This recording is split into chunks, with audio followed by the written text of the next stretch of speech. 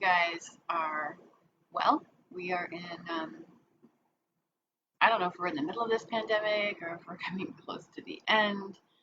No idea. So I thought I would check in and just kind of take the temperature and see how everybody was doing. Um, Everyone's well. Kind of sharing a little bit about um, everything that I've been doing. You may or may not have seen some of the posts. I feel like I want to do more to help people. And actually, I've been really busy with the Amish. They've been calling quite a bit.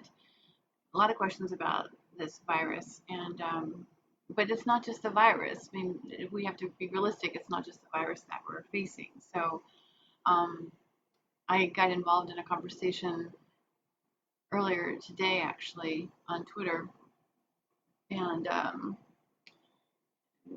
because I am very involved with a lot of the writers, because writing is what I love, besides the oils. But it all kind of comes together. And the question, it's always like, introduce yourself, and we're going to help, we're going to do writer's lists and things like that. And so I just kind of thought I'd just share my thoughts on that as a way of trying to explain a lot of what I'm saying um, in the blog posts that I write or even the videos that I record, because I don't want to come across as, I don't know how the word. I mean, I understand that there is a circumstance that needs to be addressed immediately with regards to symptoms. At the same time, I am very big on understanding that there's always another way there's always another way. My third son, I mean, I raised all my kids to, you don't put things up your nose. And my third son, well, just wanted to show me that there's always a way. And so he found two macaroni noodles tubes and stuck them up his nose to show me when he was like 18 months or 2 years of age, no older than that, that you you can still breathe. You can still breathe. Um, got stopped in my tracks because, well, what can I say? That was, I don't even remember how it went after that. He's 30 years old now, so um, but the point is that there's always just a different perspective.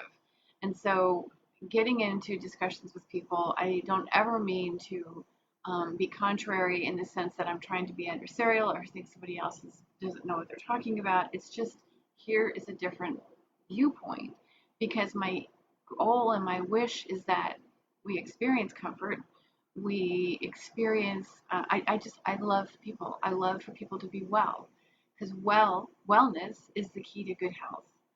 And if we can at least consider a different viewpoint and apply it, I mean, see if it applies to us or see if we can apply it, then it's just food for thought, basically. That's all these viewpoints are. So when I write things like in the last one, what makes the COVID-19 so dangerous, what makes it dangerous is the fact that the innate and the adaptive immune systems are, they rely on one another, but there's a lot of hormonal imbalances that are leading to immune dysfunction, which makes us more susceptible because we're not able to break down the mucus. Now, that said, um, so the information that I provide, it's an explanation as to why this is happening.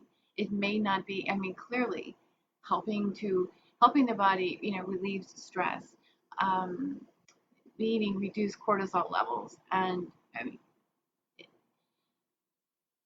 reduce so that we can, how to slow down the production of histamine due to DNA damage. DNA damage is occurring all over the place. So when I talk about these things, again, it's not to terrify people, although in this writing tribe, when they were asking, what do you do? What do you write about? Some people write horror stories, some people write sci-fi, some people write mysteries. Mine is, I seek Mother Nature's truth and I share it. That's what I do. I'm a scribe for Mother Nature. And while we have a school of thought that is currently talking about dealing with health in a particular way, I'm seeing that there is more to this picture, pardon me, than is being discussed. And so I'm wanting to shed light on this so that we can begin to employ it for ourselves and especially teach our children a different way. Um, Again, nothing, I'm not against the medical system at all. I had a Amish client today, actually 16 years old. Was talking with his parents. I've had 3 phone calls with him. He's been in and out of 3 hospitals within the last 8 months for some form of psychosis. It's to me, it really sounds like schizophrenia, but I'm not a doctor, so it's not my job to diagnose. However, he is having auditory hallucinations, so he is on some pretty heavy duty antipsychotics. And so his parents keep asking me, well, is there a better medication? What should we do? And I said, you need to honor what your doctor says. You need to stay on those medications. And now we need to find oils that actually work with those medications, not duplicate the mechanism of action, but actually work with the meds. So I'm saying that because I'm not against the medical world. I'm really, my goal is to um, my goal is to work alongside the medical world to actually bridge this gap, um, and more importantly, improve upon our use of essential oils. Um, Part of what occurred today in this conversation was their sister-in-law took a class being offered by one of the essential oil companies in order to do a particular type of treatment. I'm not going to name names. I'm not going to get in it because I don't want to, I'm not wanting to cause an uproar, although I am wanting to talk to, gosh, I'm sorry, you guys, I keep knocking this desk. I am wanting to talk to somebody in that company because I think it's imperative that we actually understand how these oils interact with medications. Um, but they were given a tent to do diffusing some oils in. The mother chose a particular blend that had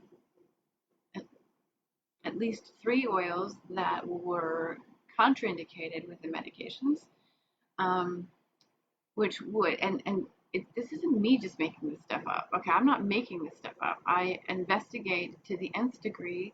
Everything that I share is backed by science.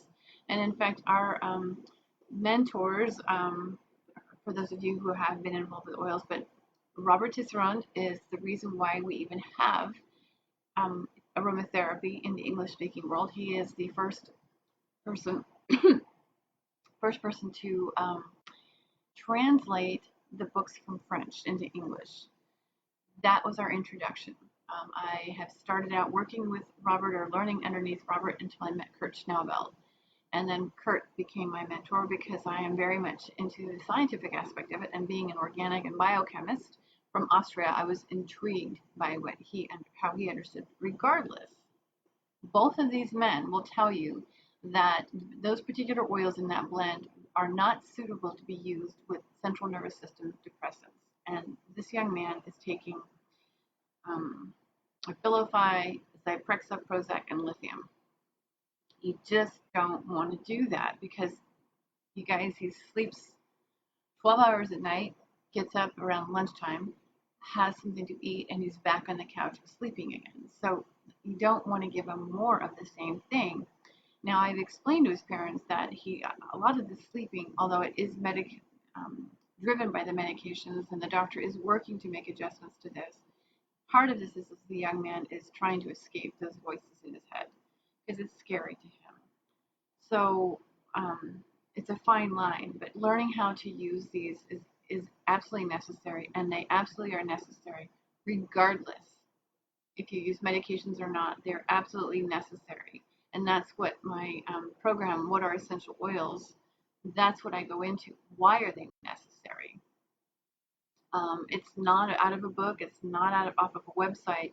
It's explaining exactly what they are. And a lot of it's what I've already shared here in some of the blog posts. But again, as a writer, I do write horror stories. It is terrifying to read about what's actually going on in a body. And I've had people tell me, well, it seems to me like there's just no hope. And there absolutely is hope, especially for the future generations. You know, those of us who've been around for a couple of decades, well, you can get back to somewhat of a norm, but again, wellness is the key to good health. And by wellness, it's all in how you look at it. And this is one of the reasons why oils is really why they are exceptional.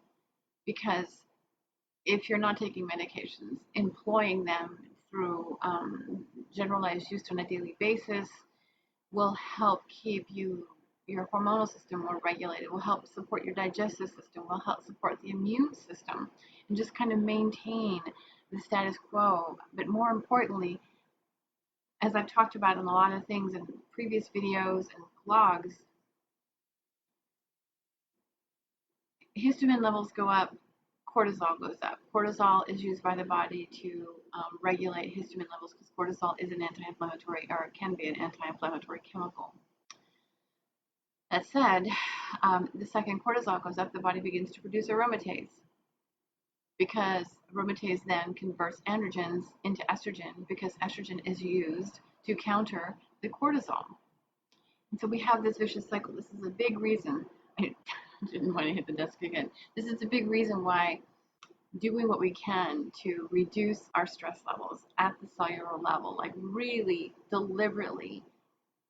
When you have a thought, I've said this on the radio countless times, we have three things that we have control over: the choice in our words, the thoughts that we choose, the thoughts that we think, and then breaths. We are the only organism on the planet that has the ability to control its breath. The slower and the deeper, the stronger the message to the autonomic nervous system that things are okay. Right now, we don't know. Everything is uncertain. But we do know in this moment we're okay. So this is again a really good factor as to why it's important to stay centered and grounded so that you can be right here, right now, because everything is okay. And reminding yourself of that.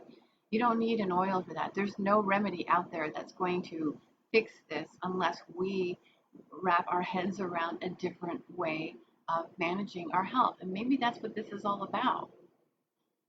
Maybe this has really come to it's time. It's time to just be more thoughtful with ourselves so that we can be more thoughtful with other people. Because a factor that I want to share here is that nature communicates with chemicals, and if the plants communicate with one another, they signal when something is up to notify other plants to be able to produce the oxidative stress to keep them protected, whether it be an insect or a microbe or whatever.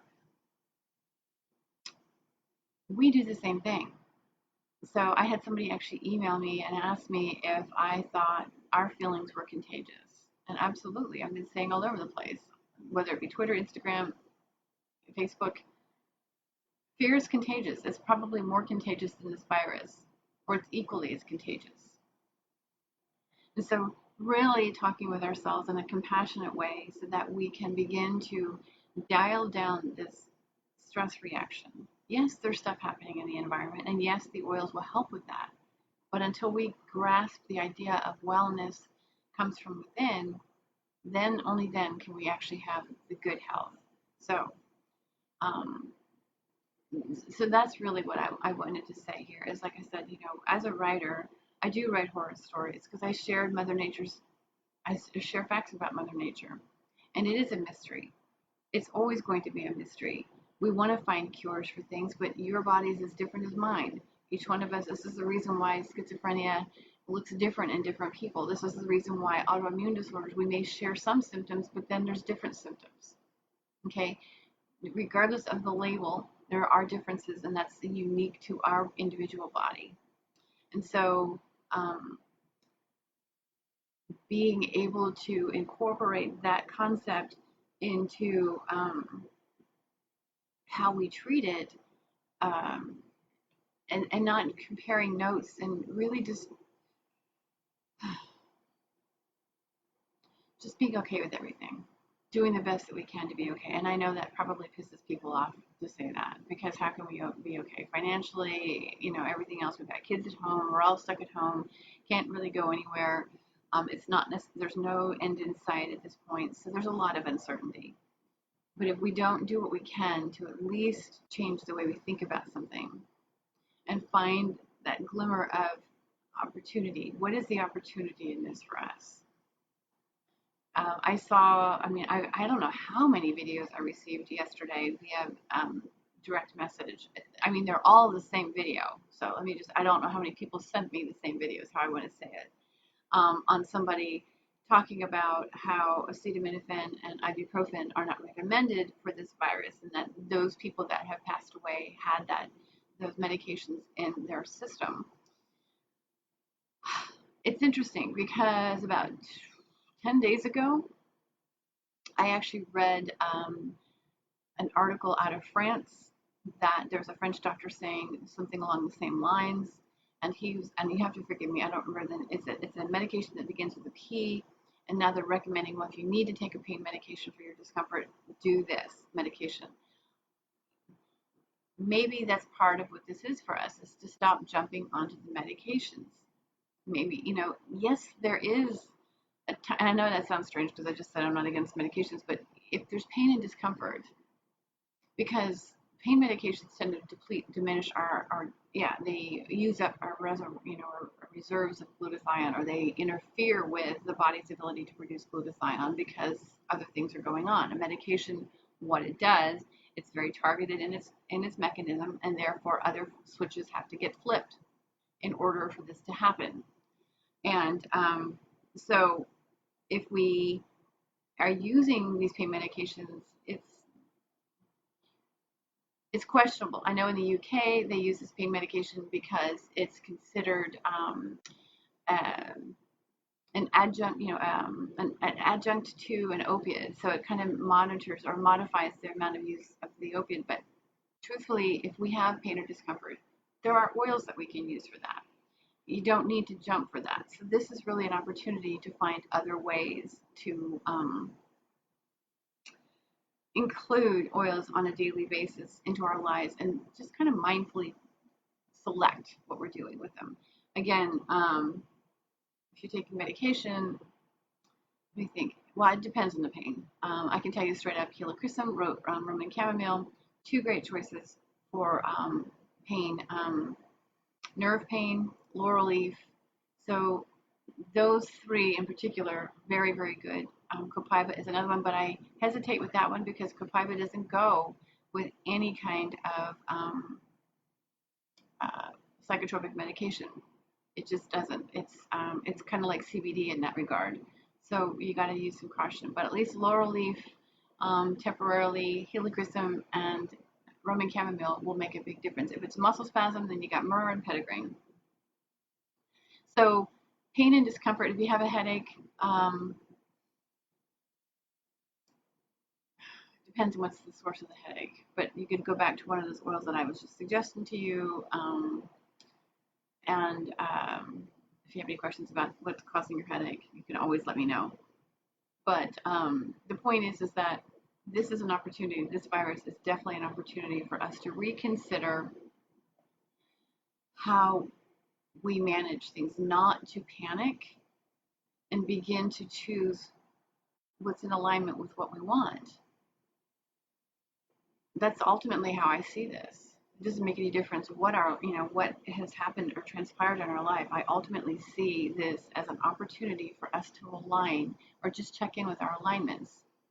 Where are there breakdowns in your life? Where can you not hastily choose something, but actually mindfully choose something? And again, reaching for, and again, if you don't, I know, here's the funny thing, if you don't have oils at home and you're in pain, of course you're going to run to the pharmacy and you're going to want something. I get that. So this isn't about being prepared. There's another one. That's another one for me, at least. That's my lesson in all of this, is being prepared.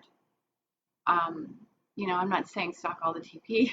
I'm not saying buy all the canned foods. I'm not saying that, but I'm just saying be mindful, be prepared. And maybe it is about stocking up on essential oils. Maybe it is maintaining your essential oil stock so that you can keep up with. And I do recommend sticking with single notes. Again, the blends, they don't work for everybody. And so that comes back to that whole thing, like we can't just say this is good for you because it's good for everyone. So single blends is far better.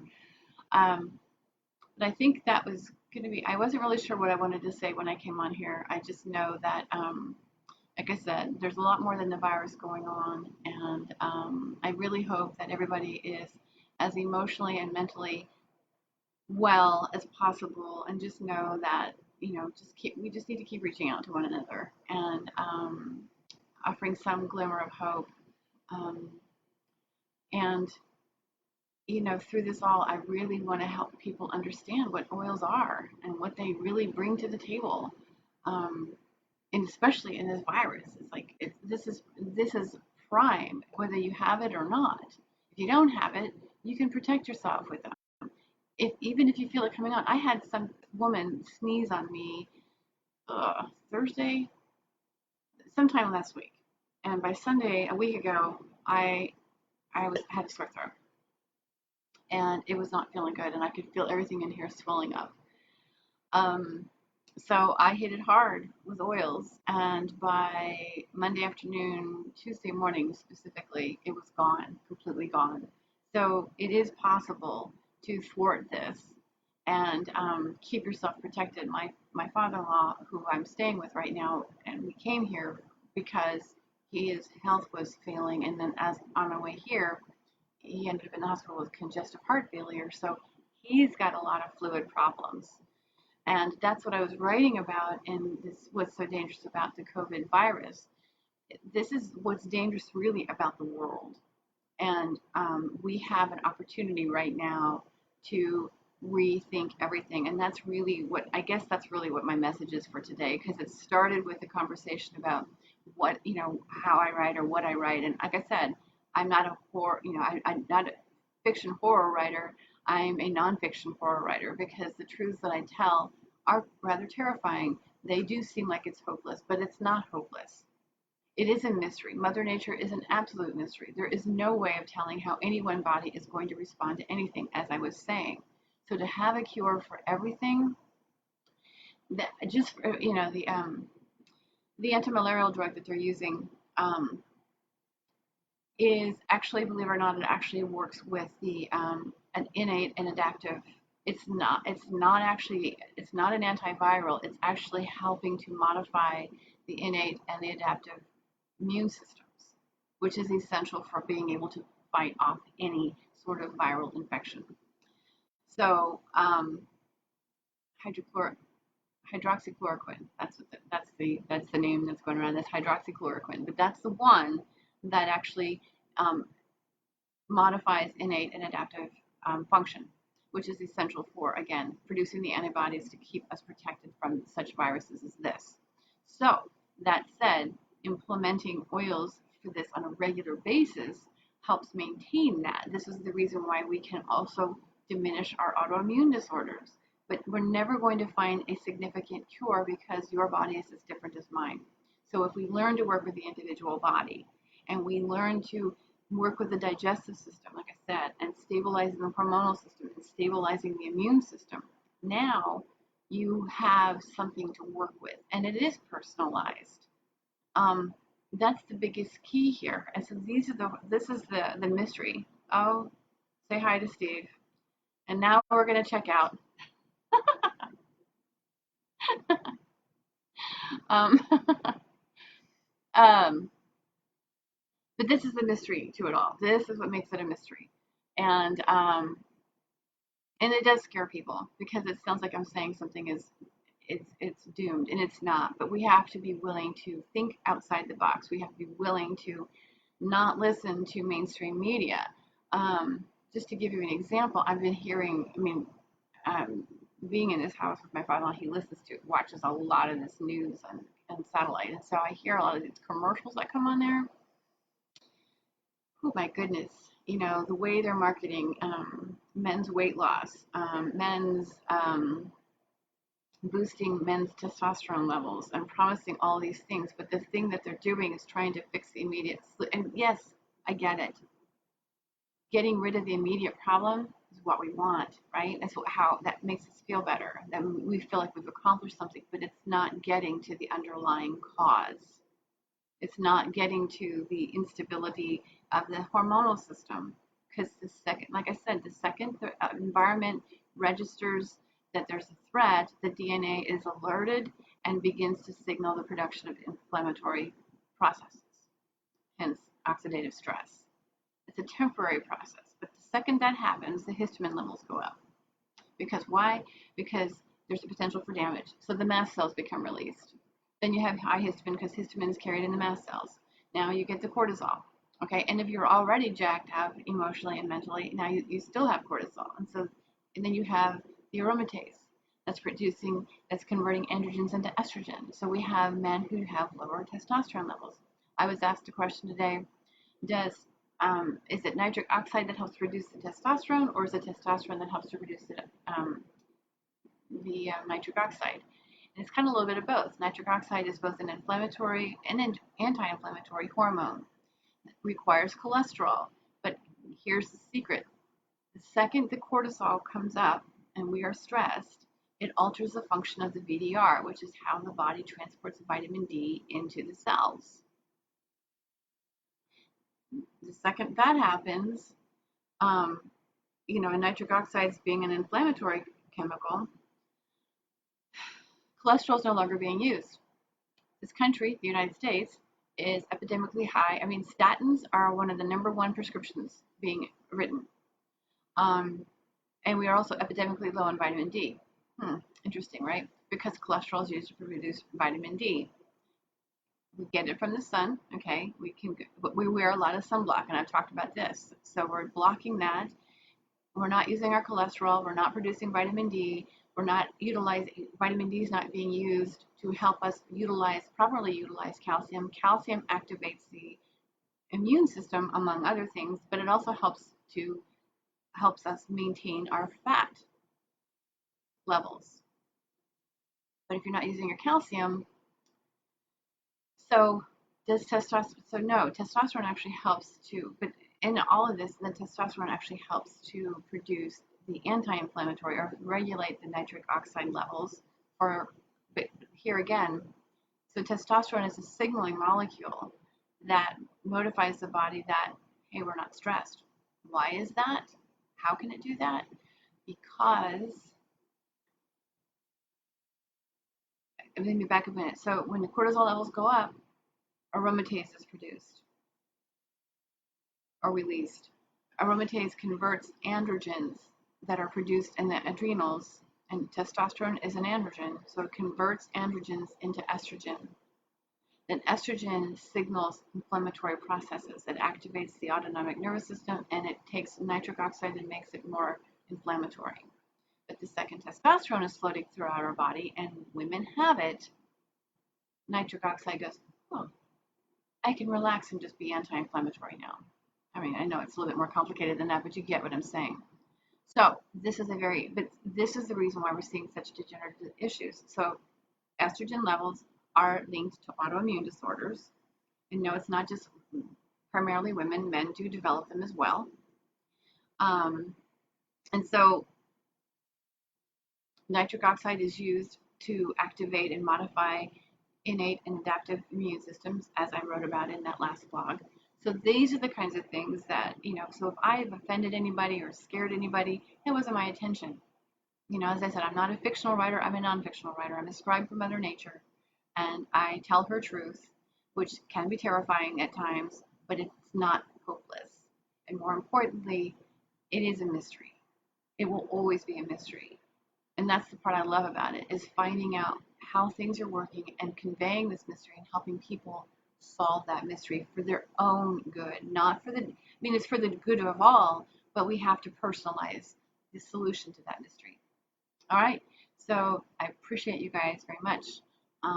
Please let me know if you have any questions, and I look forward to seeing you very soon. Take care. Be well. Be well.